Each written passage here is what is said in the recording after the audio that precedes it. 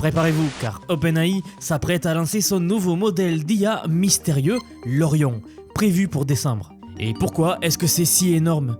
Parce que l'Orion serait jusqu'à 100 fois plus puissant que GPT-4. Mais attendez 2 secondes car OpenAI joue cette fois une autre carte. Contrairement à GPT-4 ou GPT 3.5, qui eux sont largement accessibles, Orion ne sera pas du tout disponible sur ChatGPT pour tout le monde, du moins pas immédiatement. OpenAI collabore avec quelques partenaires clés pour un déploiement progressif. Voyons ensemble ce qui se trame vraiment en coulisses avec ce nouveau Orion et pourquoi OpenAI agit ainsi. Tout d'abord, OpenAI s'associe à nouveau avec Microsoft, comme ils l'ont déjà fait pour ChatGPT 4, tout ceci pour héberger Orion sur la plateforme Azure. Certaines sources affirment qu'il pourrait même être opérationnel dès novembre. En fait, ce modèle est considéré comme une avancée majeure vers l'AGI, l'intelligence générale artificielle. Ou en d'autres mots, c'est le niveau où l'IA peut penser et apprendre exactement comme un humain. Une vraie intelligence pour le coup. Récemment, la directrice technique d'OpenAI, Mira Murati, ainsi que d'autres dirigeants clés ont quitté l'entreprise, ce qui a suscité beaucoup de discussions. Et une question était sur les lèvres de tous, est-ce que ces départs pourraient-ils être liés à l'Orion? Laissez-moi vous affirmer que oui, absolument. OpenAI vient de lever 6,6 milliards de dollars pour financer sa nouvelle ambition en IA et se dirige vers une restructuration en tant qu'entité à but lucratif, car aujourd'hui l'entreprise est une entreprise à but non lucratif, en gros il n'empoche rien. Et il faut dire que les enjeux sont énormes. Certains pourraient même se demander si Orion n'est pas simplement un ChatGPT 5 sous un nouveau nom. J'ai déjà abordé ce point dans une de mes vidéos précédentes d'ailleurs. Et bien que OpenAI ne l'ait pas confirmé, des sources internes disent que c'est la prochaine grande révolution après ChatGPT 4. Sam Altman, le patron de OpenAI, a même dit que ChatGPT 5, ou le futur Orion, serait un bond technologique énorme comme lors de la première introduction de ChatGPT. Et ce même PDG-là a même publié un message énigmatique sur les constellations hivernales qui se lèvent, faisant donc allusion à Orion, qui apparaît dans le ciel nocturne en hiver. L'excitation monte donc, et même ChatGPT a capté l'allusion d'Alman sur Orion, bien qu'il ait été un peu créatif en suggérant que l'on pouvait réarranger les lettres pour épeler Orion. Alors, qu'est-ce qu'il se cache derrière Orion? Des données synthétiques, une puissance brute et des ambitions d'AGI, d'intelligence générale. Et il faut dire que le chemin vers l'Orion a été pavé de mouvements audacieux. Est-ce que vous vous souvenez du modèle ChatGPT O1 qu'OpenAI a lancé en septembre, le mois dernier donc? Eh bien, en interne, il est surnommé le Strawberry et a déjà servi de base pour générer des données synthétiques pour entraîner Orion. Pour vous expliquer très simplement ce que cela signifie, eh bien, sachez que pour entraîner une intelligence artificielle, il faut beaucoup de données. Les intelligences artificielles que nous connaissons aujourd'hui ont été entraînées avec toutes les données qui se trouvent sur Internet. Que ce soit des textes, des forums de discussion, des vidéos, l'IA a tout consommé pour créer l'intelligence qu'elle a aujourd'hui. Eh bien, sachez que maintenant, l'IA, après avoir ingéré tous les livres de l'humanité, toutes les vidéos de l'humanité, toutes les discussions de l'humanité, arrive à son bout. C'est-à-dire que l'IA n'a plus de données à consommer.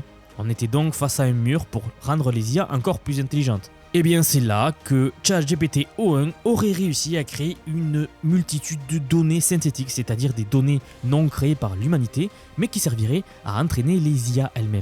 Cette approche de données synthétiques signifie qu'il ne se contente plus de scraper Internet comme avant.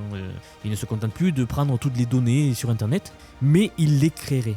Et quand je dis puissant, je parle de l'objectif d'OpenAI de créer un modèle qui pourrait être qualifié d'intelligence générale artificielle, AGI donc. L'entreprise vise à ce que ce modèle puisse penser, raisonner et même comprendre à des niveaux similaires à ceux des humains, voire supérieurs. C'est la vision du dieu numérique qu'OpenAI poursuit depuis des années, et Orion pourrait bien être leur plus grande tentative à ce jour. En fait, ce changement de paradigme, et sans doute le fait que l'entreprise commence de plus en plus à s'approcher de ce modèle-là, a conduit à de nombreux départs de haut niveau chez OpenAI.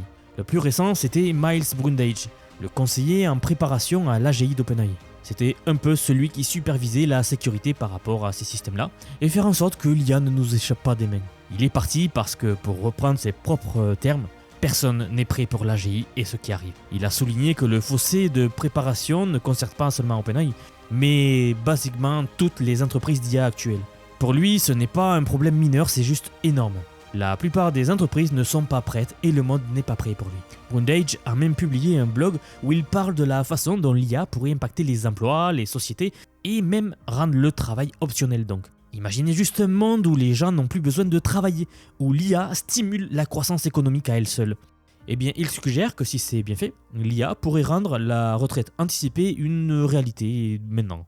C'est une vision intéressante, mais il avertit également que sans une planification minutieuse, nous pourrions faire face à des années chaotiques à venir. Brundage n'a pas seulement quitté l'entreprise, il a souligné que la collaboration sur la sécurité de l'IA entre les gouvernements, les entreprises et les sociétés civiles devait être cruciale, ce qui n'était pas le cas aujourd'hui. Car pour lui, nous risquons une transition chaotique vers ce futur, avec l'IA perturbant les emplois et surtout les économies, avant que quiconque ne soit prêt à y faire face. Comme si les choses n'étaient pas déjà assez intenses, ajoutons une autre couche au défi actuel d'OpenAI. Cette semaine, un autre ancien chercheur d'OpenAI, Sujir Balaji, a quitté l'entreprise en lançant des accusations majeures sur des violations de droits d'auteur. Il dit qu'il a aidé OpenAI à collecter des données pour entraîner les modèles précédents, comme je vous l'ai expliqué tout à l'heure, et il a admis qu'ils avaient scrappé de partout, les livres, les sites web, les forums, et souvent sans permission.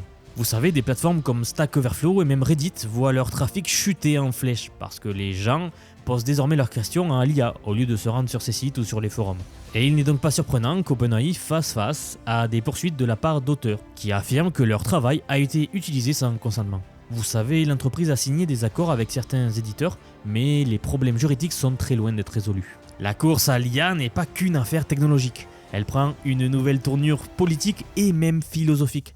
Alors qu'OpenAI fonce, certaines entreprises font marche arrière. Anthropic, une entreprise fondée par des anciens membres d'OpenAI, a commencé à rétropédaler en créant l'IA blanche. Dario Amodei, le PDG d'Anthropic, a récemment publié un long message exposant sa vision d'une super-intelligence qui pourrait être là dès 2026. Anthropic a initialement essayé d'être l'alternative plus lente et plus sûre de OpenAI, mais avec des milliards de financements d'Amazon et ainsi que leur modèle Claude qui concurrence directement ChatGPT, ils ont forcément dû rejoindre la course plus agressivement.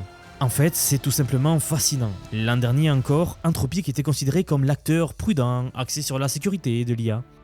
Et bien maintenant, ils se rivalisent pour le financement et proposent des visions ambitieuses pour l'avenir, tout comme OpenAI d'ailleurs. Certains se demandent même si ce n'est simplement pas un changement pour attirer les investisseurs ou s'ils croient vraiment que l'IA pourrait changer le monde positivement.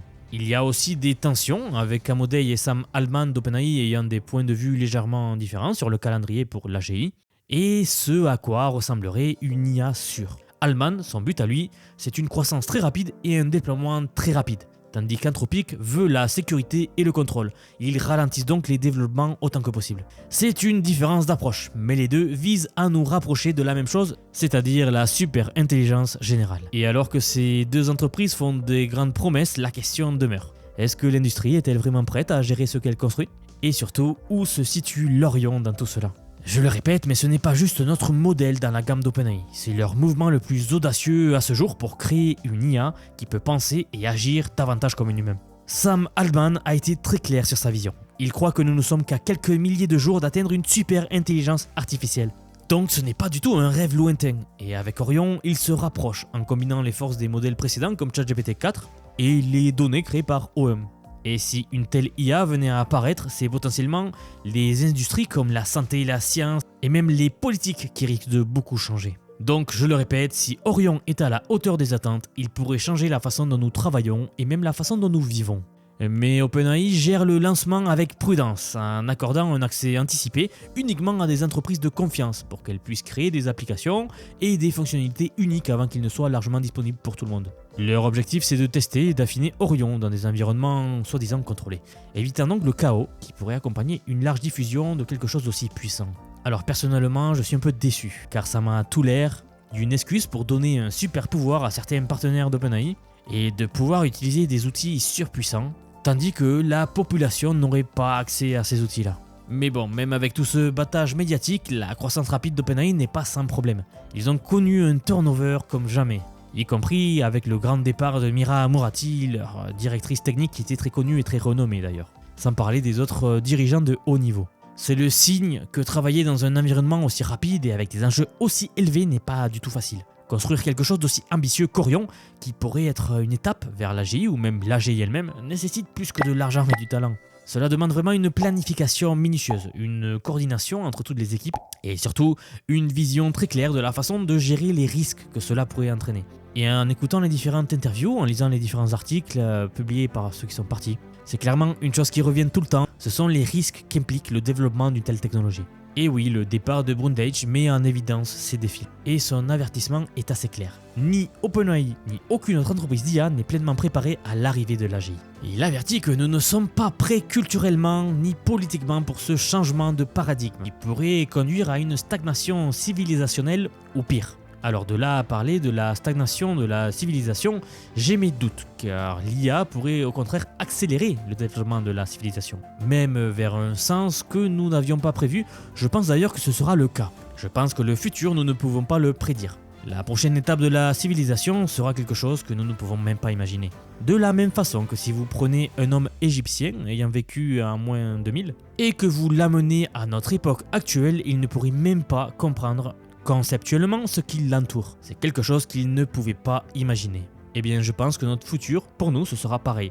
Nous ne pourrons pas le prédire. Mais bien sûr, si nous voulons que l'IA bénéficie à l'humanité, cela nécessite des décisions soigneuses et idéalement une collaboration au-delà des frontières, une collaboration internationale.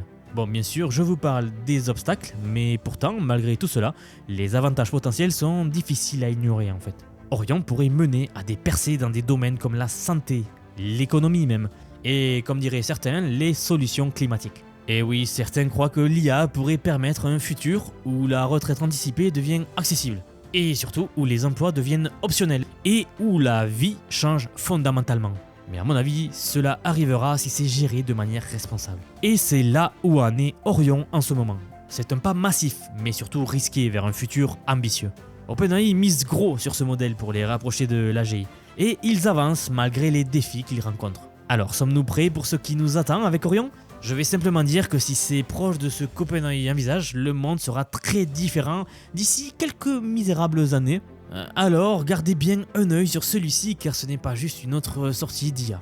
Et oui, où serons-nous dans 10 ans ? En tout cas, je vous rappelle que si la vidéo vous a plu et que vous voulez me soutenir, vous pouvez vous abonner, c'est la meilleure façon de le faire. Et si ça vous intéresse, j'ai récemment créé un TikTok ainsi qu'un compte Instagram où je poste des vidéos courtes, idéales lorsque vous n'avez pas trop le temps. Il suffit de taper Vision IA dans les barres de recherche. En tout cas, je vous remercie d'avoir regardé la vidéo et si vous voulez en apprendre plus, vous pouvez regarder la vidéo qui va maintenant s'afficher à l'écran.